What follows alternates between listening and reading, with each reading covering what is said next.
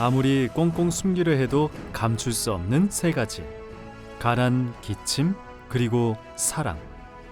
여기 그 사랑 때문에 눈까지 멀어버린 이가 있습니다. 요즘 내가 눈이 안 보인다. 눈이 안 보여서 통곡하고 싶다라고 할 정도로 그 고통을 호소를 해요. 우리 문화를 가장 화려하게 꽃피웠던 600년 전. 노벨 과학상이 있었다면 코리아 하나가 47%를 독차지했다. 그 정도로 압도적으로 이렇게 과학 기술이 앞섰다라고 말을 하는 것이죠. 때론 불같이 뜨겁게, 때론 다정하게 백성을 사랑했던 세종의 이야기입니다.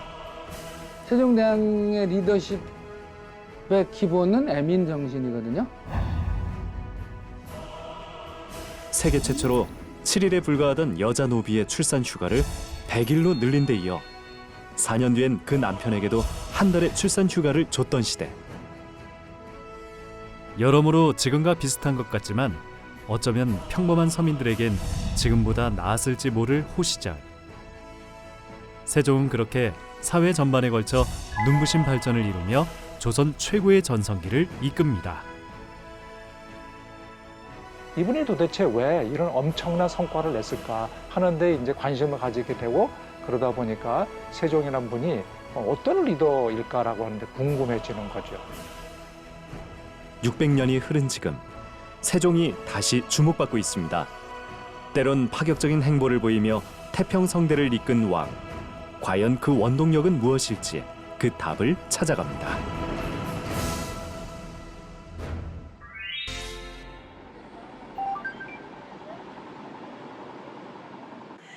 달래야, 그것이 무엇이냐? 이것은 어. 멀리 장사를 가신 제 아버지가 보내온 편지인데 내용이 좀 헷갈리옵니다. 그래? 내가 봐줄 테니 읽어봐라. 예, 왕자님. 어디? 아니, 여기 그림이 아니냐? 예, 왕자님, 맞사옵니다. 오? 실은 아버지와 제가 글을 모르는지라 이렇게 그림으로 편지를 보내옵니다. 뭐? 근데 그 그림을 보면 응. 분명 제 아버지가 큰일을 당한 것 같은데 오? 그게 무슨 일인지 알 수가 없어서 답답합니다. 글자를 모르다니 정말 안타까운 일이로구나. 예. 그래, 우리 백성들이 쉽게 배울 수 있는 위에 글자가 있으면 참 좋을 텐데 무슨 좋은 방법이 없을까? 그 어린 이도 왕자가 우리 글을 만들겠다고 하는 그 꿈을 가지게 되는 그런 과정. 그래서 달래라고 하는 하인이 자기 아버지로부터 그림으로 서신을 주고받는 내용을 통해서 백성들의 안타까움을 겪게 만드는 그런 어린 이도를 포커스를 뒀고요. 그 꿈으로 시작을 해서 어른이 된 세종이 그 꿈을 이루기 위해 밤낮으로 노력을 한다는 그런 데 초점을 맞췄습니다. 어린 시절 세종은 왕이 될 수 없는 셋째 왕자였지만 백성을 생각하는 마음만은 지극했는데요. 그것이 훗날 나라를 이끄는 가장 큰 밑거름이 됩니다. 아이들은 세종대왕을 어떻게 알고 있을까요? 글자 만드는 사람, 멋있는 일, 글씨를 만들어서 참 좋은 거. 세종대왕은 아이들도 다 아는 한글 창제를 필두로 수많은 업적을 남겼는데요. 15세기 조선을 이끈 세종의 리더십이란 오롯이 백성을 사랑하는 마음에서부터 출발합니다. 그렇다면 요즘 각광받는 리더들은 어떤 모습일까요? 2012년 허리케인 샌디로 100여 명의 사망자와 수천 명의 부상자가 발생하자 즉시 현장을 찾아 피해자들을 꼭 안아주었던 전 미국 대통령 버락 오바마. Every time I think about those kids, it gets me mad. 버락 오바마는 총기 거래를 규제하는 행정명령을 발표하며 눈물을 흘려 화제가 되기도 했습니다.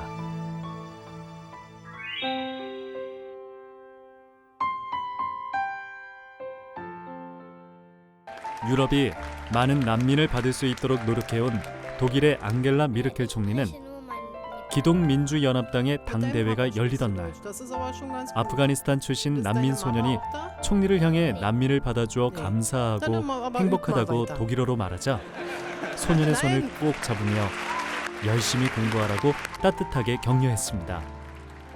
이처럼 부드러운 소통 자세는 그녀가 많은 이들의 지지를 얻은 비결이기도 했습니다.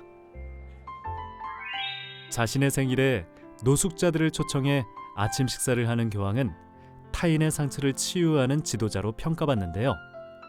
세월호 유가족에게 먼저 다가가 손을 잡고 가슴이 아프다고 했던 교황의 모습은 우리 국민에게 큰 감동을 주기도 했습니다.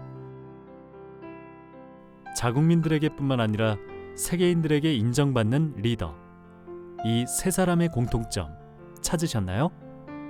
바로 공감 능력이 뛰어나다는 겁니다. 그렇다면 공감의 비결은 무엇일까요?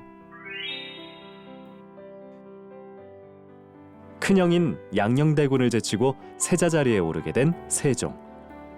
그렇게 세종은 1418년 8월 조선의 제4대 임금으로 즉위합니다. 세자가 된 지 채 40일도 안 되는 날이었죠. 세종 같은 경우에 정책에 실패한 경우가 초기의 그 동전법이에요. 세종은 제도로서 물물교환 대신 화폐의 사용을 강제했습니다.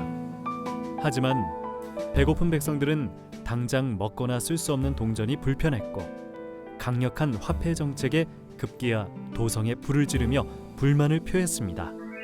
세종께서 이제 깨달은 하나는 어떤 정책을 추진할 때 왕이나 재상의 눈높이가 아니고 그 일에 이 정책을 했을 때 가장 취약한 계층, 우리나라에서 가장 힘들고 열악한 위치인 사람들이 이 정책을 어떻게 생각할까, 어떻게 받아들일까를 먼저 생각하는, 그러니까 정책의 우선순위, 생각하는 우선순위를 먼저 바꿉니다. 세종은 새로운 세법의 시행을 앞두고 장장 17년에 걸쳐 대대적인 조사와 양인 17만여 명을 대상으로 투표를 합니다. 제도 개선에 앞서 백성들의 마음으로 돌아간 거죠. 다 찾아가서 이 세제를 찬성하는지 반대하는지 물어봅니다. 전 세계에서 가장 최고로 가장 일찍 여론조사를 했던 그런 왕이 됐는데 그게 다 그런 초반부의 시행착오 끝에 나온 변화가 아닌가 생각을 해요. 백성들을 위해 시도한 화폐 개혁이 실패로 돌아간 후 세종은 아마도 이상과 현실의 차이를 깨달았을 겁니다. 그리고 실제 그 제도를 수행해야 하는 이들이 진정 필요로 하는 게 무엇인지부터 깊이 고민하기 시작했죠. 공감은 바로 여기서 출발합니다. 듣고 이야기하는 소통 말입니다. 연구에 따르면 보통 사람들은 깨어있는 시간의 반 이상을 소통에 할애하는데 그중 듣기가 대부분이랍니다. 소통을 잘하고 있는지를 묻는 조사에선 응답자의 절반 이상이 소통의 어려움을 말하기가 아닌 듣기에서 찾았습니다.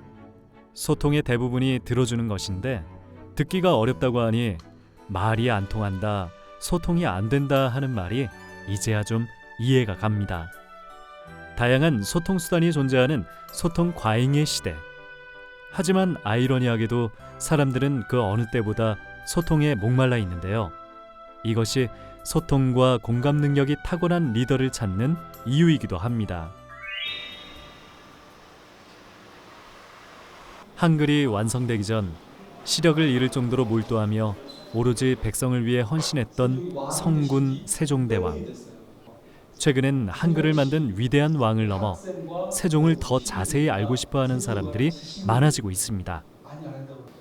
600년 전에 세종이라는 사람이 22살의 나이로 왕이 오르셨는데 그 당시 가졌던 고민이 뭘까? 어떤 상황에 처했을 때 세종이라면 이 문제를 어떻게 할까? 여러분들에게 도움이 되고 어떤 조직을 이끄는 리더가 아니더라도 많은 이들이 닮고 싶어하는 세종의 모습은 무엇일까요? 훈민정음 막바지 창제하면서 자기 시력을 잃어갈 정도로 이게 뭘 의미하냐면 이제 헌신의 리더십인데요. 내가 정말 잘하고 꼭 해야 되는 걸 위해서 내가 전력 질주하는 것, 심지어 자기 실명하면서까지도 그런 헌신적인 리더십 이런 부분은요 굉장히 찾기 쉽지 않아요. 세종은 백성이 즐거울 수 있도록 백성을 최우선으로 두고 따뜻하게 보살피는 것이 좋은 리더의 역할이라 생각했습니다. 세종은 내가 먼저 자기 덕을 닦고 그다음에 나에 대해서 엄격해질 때 세상을 내가 다스릴 수 있는 지도자가 된다는 사실을 매우 깨달았어요. 이런 사실들을 우리가 어디서 보면 알 수 있느냐면 세종이 이제 즉위하자마자 한 큰 일 중에 하나가 이제 경연이라는 걸 하는데 그 경연에서의 주제가 첫 번째 주제가 대학 연의를 강독하는 거였어요. 경연은 젊은 학자와 전문가, 경험 많은 재상이 참석해 고전을 공부하고 당면 현안에 대해 치열하게 토론 협의하는 자리입니다. 이때 세종은 제왕이 될 이들이 본다는 대학 연의를 3번에 걸쳐 강독하는데요. 이 책의 주제는 수신제가 치국평천하였습니다. 나부터 몸과 마음을 닦지 않으면 국가를 운영할 수 없다는 뜻을 신하들도 깊이 깨닫길 바랬던 것이죠. 늘 종조 입에 달고 나오는 게 세종이에요. 세종은 어떻게 했지? 이거 옛날 임금과 신하들은 세종 오록을 늘 외우고 다녔는데 우리가 왜 그걸 놓치는지 모르겠다. 귀장각 만들 때 그 지편전 어떻게 만드셨지? 모든 벤치마킹 모델이 세종이에요.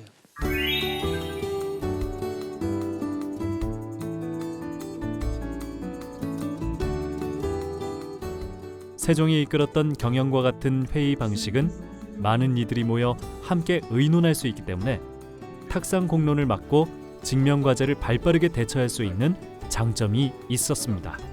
세종대왕이 이제 굉장히 다정다감하고 또 부드러운 분이에요. 제가 볼 때 거의 화법 자체가 세종은 여성적이에요. 예를 들면 회의를 소집할 때 어디 모여라 이게 회의를 하잖아요. 이분은. 근데 요즘에 여러 신하들을 못 보아서 보고 싶은데 경들은 나를 보고 싶지 아니한가 이렇게 회의를 소집해요. 세종의 화법은 경연을 이끄는 데 큰 역할을 했습니다. 세종이 가장 많이 했던 말버릇은 질문이었습니다. 더불어 긍정적으로 듣고 자신의 의견을 관철시키는 Yes, but 화법을 구사한 세종은 경청하는 리더이기도 했습니다. 세종의 특징 가운데 하나는 뭐냐면 화를 안 내세요. 화를 아주 안 낸 건 아니에요. 아주 적게 빈도가 낮아요. 실록을 들여다보면 아버지 태종은 화를 많이 낸 편에 속하고 다른 왕들에 비해서 세종이라는 분은 화를 잘 안 내요. 우리말에 참 그 사람 참 고약하네, 고약해 그런 말을 많이 하잖아요. 그죠? 그게 세종 때 있었던 실존 인물입니다. 이분이 이제 어느 날 세종하고 이제 맞붙어요. 임기가 짧아 전문성이 없으니 임기를 늘리는 것이 어떠한가? 소인이 충성이 부족하여 전하의 마음을 돌리지 못합니다. 여기서 역모에 해당되는 단어가 있어요. 소인이라는 단어를 쓰면 안 돼요. 군신 간의 관계는 소신이 그렇게 얘기를 해야 됩니다. 소인이라는 말은 뭐냐면 노비나 아랫사람들이 윗사람을 높일 때 쓰는 말이에요. 그러니까 이 사람 말은 뭐냐면 난 너 왕으로 취급 안 해. 뭐 이런 거하고 똑같은 거예요. 고약해의 이런 발언에 화가 난 세종은 결국 유배를 보내기에 이르지만 후에 그를 다시 조정으로 불러들입니다. 내가 이런 식으로 화를 표현하면 다른 사람이 나한테 무슨 말을 할까? 내가 그때마다 화를 내면 사람들은 말 안 하잖아요. 입 다물어 버리잖아요. 소통 안 하잖아요. 그거를 깨달아요. 그래서 이 양반을 개성 유수로 장관급으로 다시 재발탁을 해요. 그러니까 이분의 도량이 얼마나 넓은지를 우리가 알 수가 있죠. 이런 관용적인 능력이 있었기 때문에 사람들이 서로 이 얘기를 하려고 한 겁니다. 백성을 생각한다고 한다면 그 쓴소리도 필요하다는 걸 이제 이해를 한 거죠. 보통의 왕들은 그거 쉽지 않잖아요. 세종대왕은 왕으로서 역대 왕들과는 다른 사고방식을 가지고 있었습니다. 이때 이제 핵심이 뭐냐면 이 양반의 특징은 생각을 나를 중심으로 다른 사람을 보는 시각을 우리가 영어로 표현하면 인사이드 아웃 사고라고 얘기를 해요. 그런데 이 양반은 그게 아니에요. 아웃사이드 인 사고예요. 타인의 시각, 국민의 시각, 백성의 시각에서 나를 들여다보는 힘을 길렀어요. 이분이 대학 연의를 통해서 배웠던 가장 핵심적인 어떤 그 생각은 리더십의 본질은 아웃사이드인 사고를 공부를 했다는 거예요. 여기서부터 모든 것이 출발을 해요.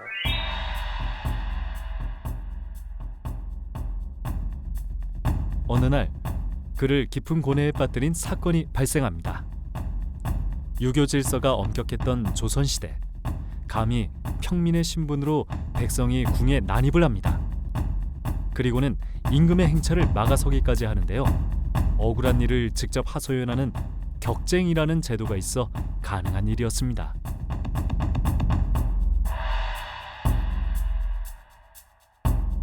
그럼에도 불구하고 백성들은 법 앞에 속수무책이었습니다.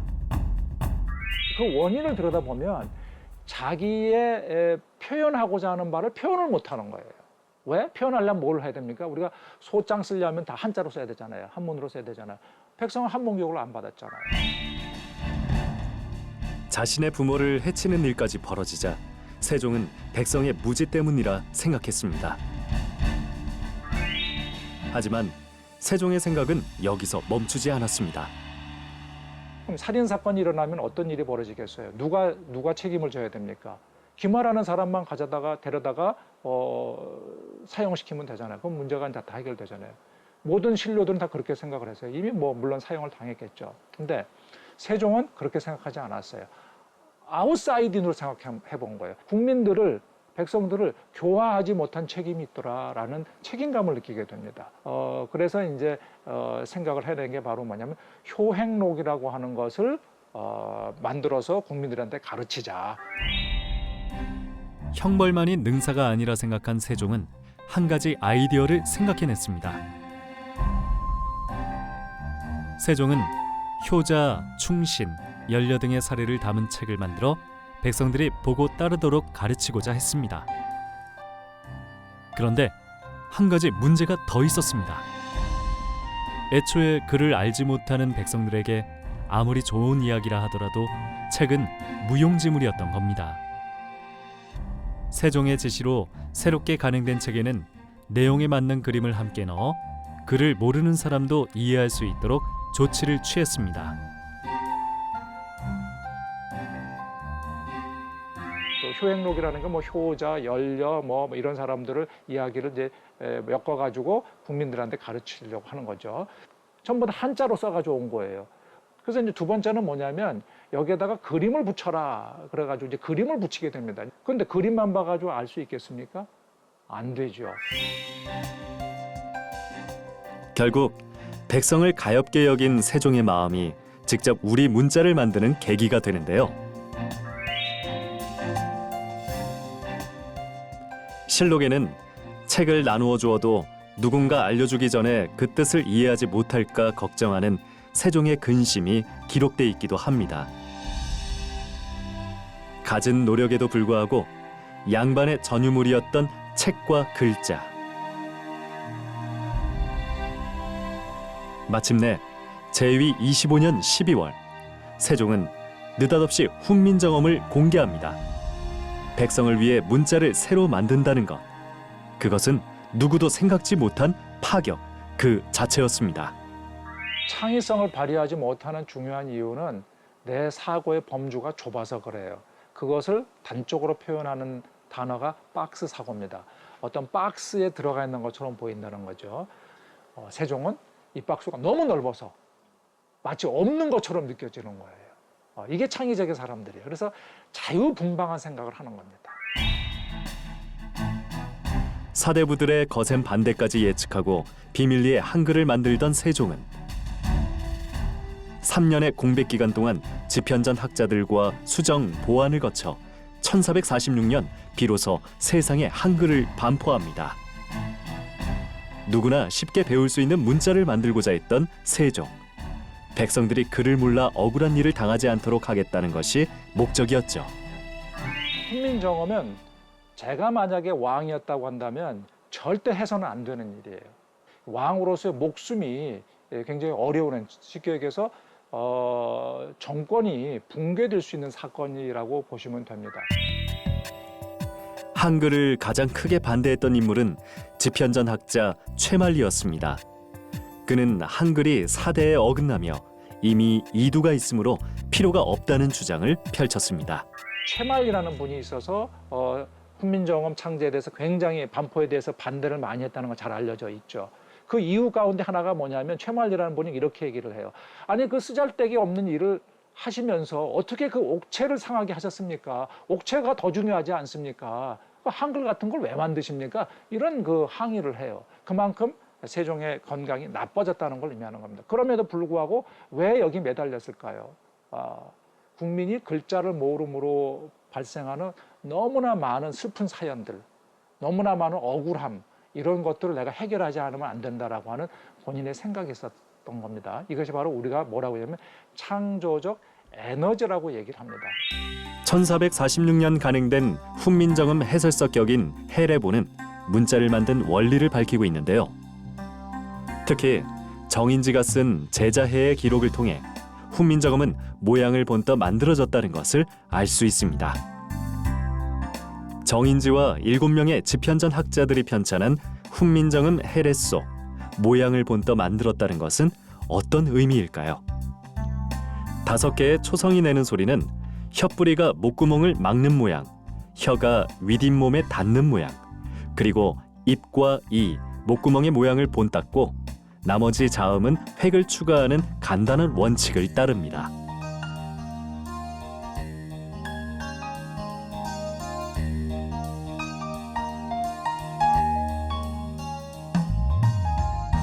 그렇다면 중성은 어떨까요?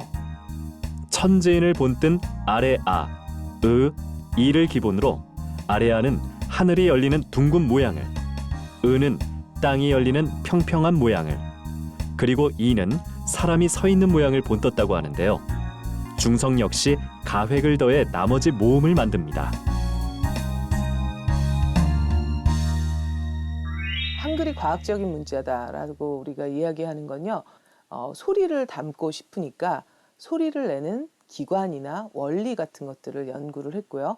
그것들이 글자에 담길 수 있도록 그렇게 고안된 문자입니다. 그리고 그렇게 고안된 아주 소수의 그 자료를 가지고 특징들이 달라질 때마다 덧붙여서 기본자로부터 새로운 글자들을 계속해서 만들어가는 그런 원리를 이용했기 때문에 매우 체계적이고 과학적이다 이렇게 얘기할 수 있겠습니다. 한글은 하루아침이면 배울 수 있다 해서 아침 글자라고도 하는데요. 누구나 배우고 익히기 쉬운 것이 가장 큰 특징입니다.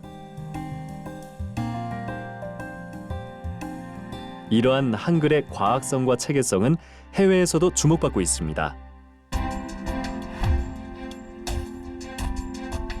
한글은 매년 세계 각국에서 문맹 태취에 뛰어난 공적을 쌓은 사람 또는 단체의 상을 수여하는데 그 이름은 세종대왕 문해상이라 할 정도로 우수성을 인정받고 있습니다.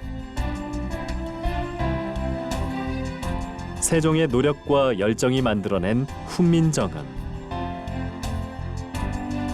특히 해례보는 문자를 만든 사람과 목적, 원리를 밝힌 유일한 책으로 여기에 해례본의 중요한 가치가 있습니다. 다행히 간송 전영핀이 이 책을 구해서 보관을 했기 때문에 지금 우리 훈민정음 해례본 책을 통해서 우리 한글이 세계 최고의 글자라고 하는 이런 부분들을 이거를 이제 우리가 주장할 수 있었고, 일제강점기 우리 문화재가 유출되는 상황을 막고자 문화재 수집을 시작했던 간송 전영필 선생. 해례본은 그가 찾아낸 최고의 유산이었습니다. 우여곡절 끝에 해례본은 간송 선생이 세운 최초의 근대식 박물관이자 국보가 가장 많은 간송미술관에 보관돼 있습니다. 문화재라는 것은 과거와 현재와 미래를 이렇게 연결을 해서 주는 그 굉장히 소중한 이제 민족의 자산이기 때문에 정부라든지 혹은 뭐 특정한 단체나 개인만 하는 일이 아니라 문화재 보호라는 거는 이 국민 모두가 함께 해야 되는 일이라는 거를 꼭 잊지 않으셨으면 좋겠습니다.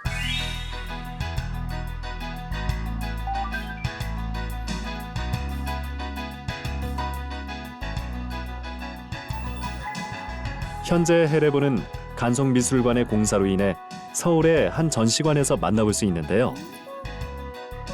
간송미술관 전시 당시엔 1년에 2번밖에 공개되지 않았던 해례본. 훈민정음을 주제로 한 전시회에서 주목을 받는 것은 단연 해례본과 그 내용입니다. 우리 국민들, 보통 사람들을 생각하셨다는 거에서 굉장히 많이 그 존중을 받으시잖아요. 이제 그렇게 알고 있는데, 예. 그리고 우리 세종대왕께서 굉장히 창의력이 강하셨잖아요. 예.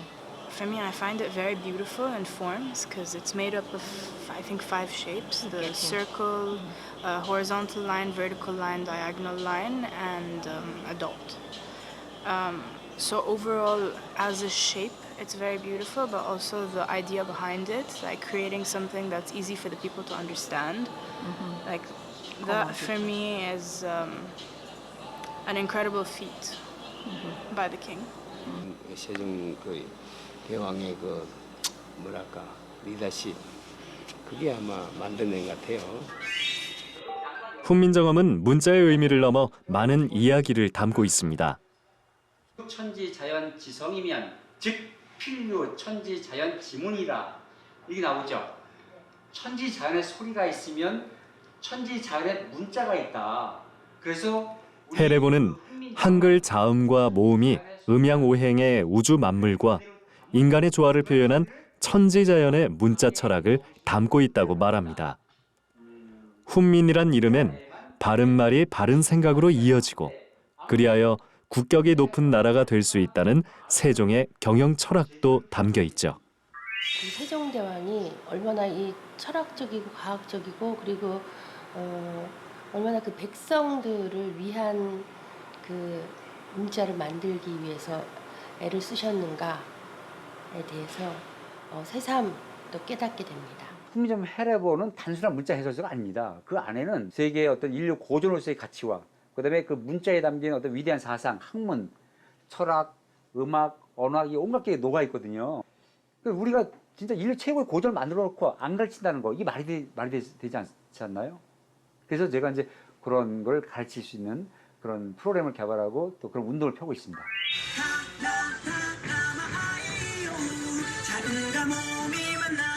처음 한글을 배우고 익히는 곳, 학교죠. 이번엔 조금 특별한 학교에서 세종대왕과 한글을 만나볼까요?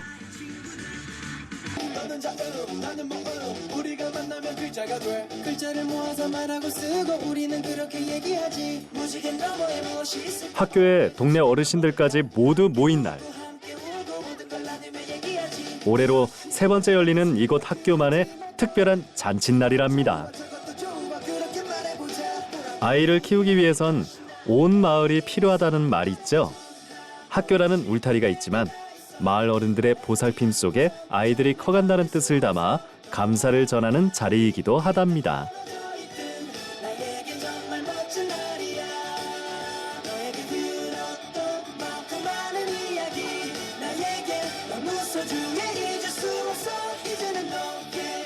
세종의 뜻에 따라 잔치를 통해 소통하고 화합하는 장을 만든 농촌학교에서 세종과 한글은 빼놓을 수 없는 수업이라는데요. 세종 때의 리더십과 또 훈민정음 창제의 원리라고 하는 것 자체는 저희들한테 상당히 중요한 학문적인 그런 근간이 되어질 수 있고 그다음에 아이들을 만들 수 있는 훌륭한 프로그램이 될 수 있다는 생각을 하게 됐습니다. 다양한 방법으로 이루어지던 한글 수업이 오늘은 교실 밖에서 친구들을 만났습니다. 옆에 나가 연결돼 있는 게 있나 봐요. 단어에 대한 설명을 읽고 그에 맞는 순 우리말을 찾는 게임. 여러 사람이 모여서 즐기는 거. 알고 보면 그 뜻과 형태가 아름다운 우리 글인데 가나다라부터 외우고 익힌 아이들에게 알쏭달쏭하기도 합니다. 세종의 뜻을 알고 한글을 익힌 아이들은 어떤 세상을 만들까요?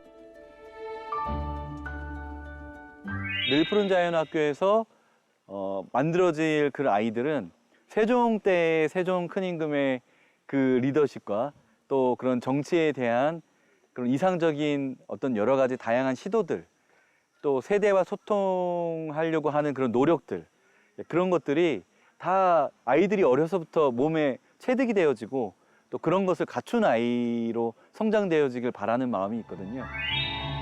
스승이 없어도 스스로 깨우칠 수 있도록 쉽게 만든 한글. 사대부의 반대에도 불구하고 탄생한 훈민정음에는 백성을 사랑한 세종의 정치 철학이 고스란히 담겨 있습니다. 백성에게 진정으로 필요한 것이 무엇인지를 알고 귀 기울일 줄 알았던 소통의 리더 세종대왕. 그가 리더로서 다시 주목받는 이유는 바로 이 때문이 아닐까요? 저는 그 세종대왕이 그 문자를 만듦으로써 가장 놀랍다고 생각했던 것은 정보의 공유라고 생각해요. 어떻게 보면 정보의 독점을 통해서 가장 많은 이익을 얻을 수 있는 그 사회에서 가장 많은 이익을 얻을 수 있는 정점에 있던 왕이 백성들하고 정보를 공유함으로써 사실은 많은 이득을 포기하는 거거든요. 고급 정보, 인포메이션을 백성들에게 주고 문자라는 권력을 주어서 스스로 판단하고 그런 억울한 일을 스스로 자기가 지켜내도록 하는 거. 이것만큼 저는 세종의 그런 지금 가장 앞서가고 현대적인 리더십의 사례가 아닌가 생각을 해요. 세종 7년. 가뭄과 흉년으로 세종은 즉위 후 가장 큰 위기에 봉착합니다. 계속되는 가뭄과 흉년에 백성들의 원망이 치솟았죠. 고민을 거듭하던 세종이 행동에 나섰습니다. 임금이 쓰는 흥양상과 부채도 없이 백성들 곁으로 간 세종. 기우제를 지내는 대신 직접 논해서 원인을 찾기로 한 것입니다. 실록에 보면 문어농부 이런 말이 있어요. 농부를 찾아가서 물어보았다는 거예요. 대체 이게 잘 되고 있는지, 뭐가 더 필요한 정책인지, 바꿀 것은 없는지를 물어보는 거거든요. 그러니까 현장으로 찾아가서 물어보고 젊은 인재들한테 또 그 전문 지식을 경청하고 이렇게 소통을 하는 것은요, 뭐 신분제냐 왕주냐가 문제가 아니고 리더의 그런 그 소통 지향적이냐 아닌가, 독단적인가, 리더십 스타일의 문제인 것 같아요. 세종은 본인 자신이 매우 창의적인 인물이에요. 보통 우리가 이제 창의적 인물을 얘기를 할 때 첫 번째 꼽는 것이 뭐냐면 좋은 문제를 발견하는 능력이라고 얘기를 합니다. 가뭄이 들면 임금은 뭐라고 생각하냐면 내 덕이 안 좋아서 나빠서 덕이 없는 사람이라서 그러니 내가 하늘에다가 제사 지내면 끝나는 문제예요. 근데 이 사람은 그걸 끝나는 게 아닙니다. 내가 이 문제를 해결해야 될 당사자라고 생각을 하고 그 문제를 해결하려고 보니까 문제가 어딨냐면 근원적 문제가 어딨냐면 하늘에 있다라고 하는 걸 깨닫게 돼요. 그래서 천문을 연구하게 된 중요한 어떤 계기가 되는 거죠. 정밀한 기계 시계와 세계 최초의 우량계를 발명하며 과학기술의 전성기를 이룬 세종조. 우리의 기후를 예측하는 것이 중요하다는 판단에서 시작된 천문학은 세계에서 가장 높은 수준까지 올라갔고 혼재돼 있던 향악, 당악, 악을 정리하는 한편 새로운 기보법을 만든 것은 세계 음악사에서 유래를 찾기 힘든 성과로 남았습니다. 세종시대에 만들어진 수많은 발명품들, 이건 역시 시작은 백성을 향한 마음에서 출발합니다. 모두가 아는 추구기 외에 앙부일구라는 해시계를 예로 들어볼까요? 해시계를 만들어 백성들이 보는 해정교와 종묘 앞에 놓도록 하고 해시계에 시신을 그려놓은 것은 누구나 시간을 알 수 있도록 한 세종의 배려였습니다.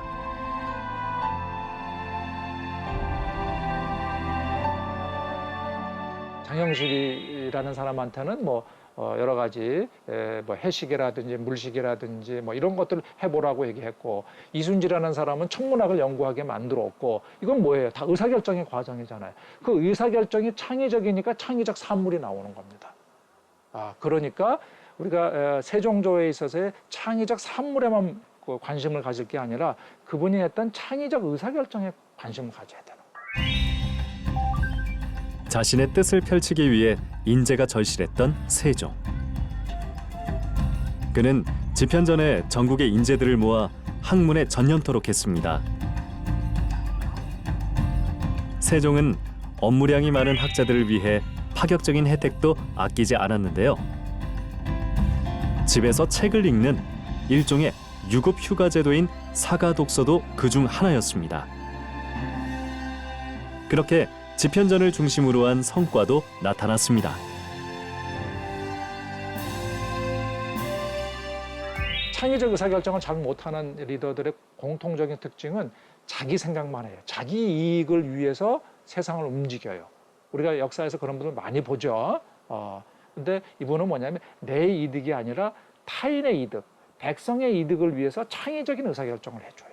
이게 이제 우리가 이 사람의 창의성에 대해서 주목하는 이유라고 저는 생각이 들었습니다. 세종은 무엇보다 능력을 중시한 리더였습니다. 이것이 조선의 르네상스를 이끈 인재 경영의 핵심 전략이었습니다. 정조는 소를 앞에서 끌고 가는 스타일이에요. 그 귀장각 신하들을 끌고 가면 막 숙제 주면서 끌고 가거든요. 세종은 소를 뒤에서 몰고 가는 스타일이에요. 이렇게 방향 제시하면서 저렇게 하라고 힘을 실어준 거죠. 근데 이게 엄청난 결과의 차이가 나옵니다. 자신을 반대했던 황희와 천민인 장영실을 등용할 만큼 편견 없이 인재를 발탁한 세종. 세종 때 우리가 알고 있는 대부분의 인재들은 다 태종이 만든 인재거든요. 그런 인재들, 아버지 조언을 무시하지 않아요. 내 방식으로 해야지. 갖다 쓰는 거예요. 그냥. 결국은 인재를, 아이디어를 갖다 써서 성과를 내면 결국 다 세종업적이거든요. 우리가 인재를 얘기하는데 적재적소라는 말을 하잖아요. 적재적소라는 얘기는 뭐냐면 적소라고 하는 얘기는 다른 말로 얘기하면 그 사람이 필요한 일의 종류를 명확하게 이해를 하고 사람을 데려다 쓰는 걸 의미하는 거예요. 사람을 보고 일을 만들어주는 게 아니에요. 다른 왕들은 그런 일들 많이 했죠. 이분은 일의 종류가 뭔지를 보고 일의 종류 뒤에는 내가 해결해야 될 문제가 있었던 것이고 그것을 보고 어떤 사람이 필요하구나라고 끌어다 쓰는 능력이 탁월했던 거예요. 세종은 신분에 상관없이 오직 능력에 따라 인재를 뽑았습니다. 눈부신 성과는 그렇게 남달랐던 그의 인재 경영에서 비롯됐는데요. 세종은 개인의 능력에 날개를 달아준 창의적 리더이기도 했습니다.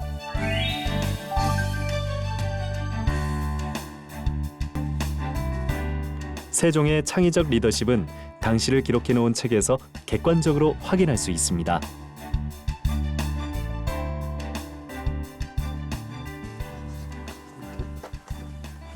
과학사, 기술사 사전이라고 해요. 말 그대로 말이 아니고 일에 관한 딕셔너리인데요. 본문에서는 이렇게 각각의 그런 인물이라든가 어떤 사건, 과학기술에 관한 부분들을 항목별로 소개를 하고 우리의 관심을 끄는 것은 세종이 왕이 올랐던 1418년부터죠. 1420년에 첫 번째 과학 성과가 나옵니다. 이게 이제 동빙고와 서빙고를 그전 목재였던 것을 석조로 이제 개량해서 만들었다. 석빙고를 만든 게 K라고 이렇게 되어 있죠. 일본이 기록한 과학사 기술사 사전에 등장하는 15세기 조선. 발명품들은 대부분 실생활에 유용해 백성들과 공유 가능한 것들이었습니다. 과학적 성과 역시 백성을 아끼는 마음을 바탕으로 한 세종의 창의적 리더십이 빚은 결과라고 할 수 있는 것이죠. 이 시점에서 돌이켜 보니까 그래 우리가 지금부터 만들어야 될 이 수평적인 조직 문화, 열린 토론 문화 또는 융합, 창의, 상생의 문화를 돌이켜 보니까 바로 세종이 600년 전에 이러한 것들을 실현했었다는 거죠.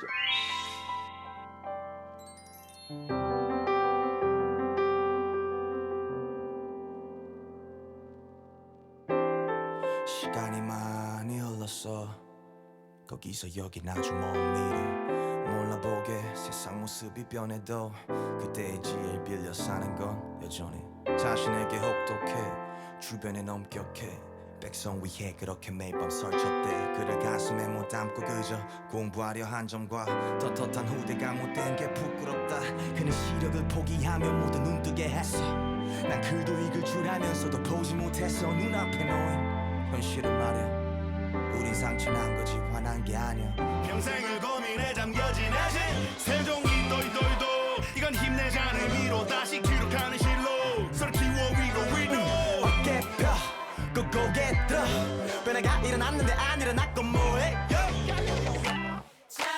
있는 걸까요? 묻고 싶은 게 많아요.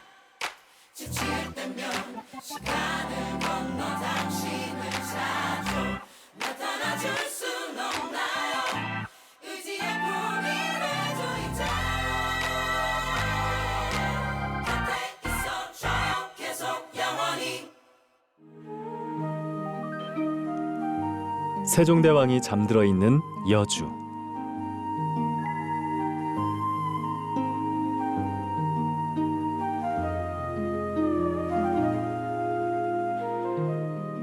세종이 세 차례나 방문했다는 기록이 있는 여주는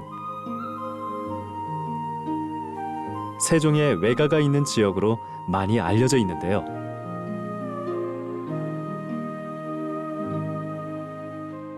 리더가 되기 위해서는 하위의 목적 함수, 내 자신을 위한 목적 함수가 아니라 여러 사람들, 국가인 경우는 백성이 되고 국민이 되겠죠. 이 국민과 백성에 대한 목적 함수를 갖는 게 리더로서 가장 중요한 것이라고 저는 생각이 들어집니다. 세종대왕릉은 원래 서울 헌인릉에 모셔져 있던 것을 예종 1년인 1469년 이곳 여주로 옮겨왔습니다. 훈민문을 통과해 길을 따라가다 보면 비로소 만날 수 있는 영릉은 2009년 세계문화유산으로 지정된 조선의 왕릉들 중에 하나랍니다. 영릉 덕분에 조선의 국운이 100년은 더 연장됐다는 말이 있을 정도로 명당이라는 세종대왕릉.